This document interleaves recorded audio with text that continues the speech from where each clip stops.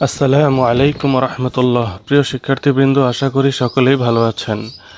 আজকে আমি অষ্টম শ্রেণী গণিতের অনুশীলনী 4.1-এর পৃষ্ঠা 50-এর কাজ 1 নিয়ে আলোচনা করব। এর আগে উদাহরণ আলোচনা করা হয়েছে, সেগুলো দেখতে চাইলে ডিসক্রিপশন বক্সের মধ্যে প্লেলিস্টের লিঙ্ক দেওয়া আছে, সেখান থেকে দেখে আসতে পারেন। 1 নম্বরে 2a + 5b এর বর্গ নির্ণয় করো। সমাধান: 2a + 5b এর বর্গ। 2a + 5b লিখে বাইরে একটি স্কোয়ার দিলাম, এই যে ছোট্ট করে 2, এটাই বর্গ। এখন এই যে a + b whole square, a square + 2ab + b square, a + b whole square, এটা প্রশ্ন, এটা উত্তর। প্রশ্ন থাকলে উত্তর লিখতে হয়। এর জায়গায় এখানে a আছে, এই জন্য a বসছে, a বসছে। এখানে b, এই জন্য এখানে b বসছে, এখানে b।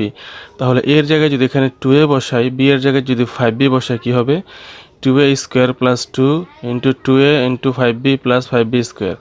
তাহলে এখানে 2a স্কোয়ার লিখলাম কেন? সূত্রের মধ্যে আছে a স্কোয়ার, কিন্তু এখানে a এর জায়গায় 2a।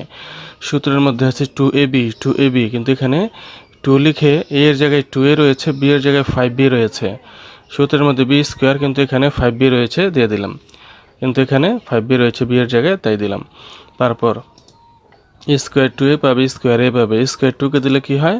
2 স্কোয়ার মানে 2 × 2 মানে 2 × 2 = 4। এই যে 2 স্কোয়ার মানে 4, আর a এর উপর স্কোয়ার রয়ে যাবে। তারপর এতটুকুর গুণ আমরা দেখি কিভাবে। এই যে গুণটা, এখানে একটি চিহ্ন দেখতে পাচ্ছি, প্লাস, প্লাস লিখে দিলাম।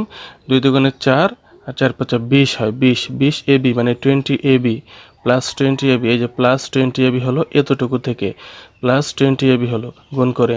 তারপর প্লাসের প্লাস, এই স্কোয়ার 5-এ স্কোয়ার 5কে দিলে হয় কত? 5 স্কোয়ার মানে 5 × 5, 5 × 5 = 25, 25 দিলাম, আর b স্কোয়ার রয়ে গেল। তাহলে এটাই হচ্ছে 1 নং পৃষ্ঠা 50-এর কাজ 1, এটার সমাধান। 4a square + 20ab + 25b square answer.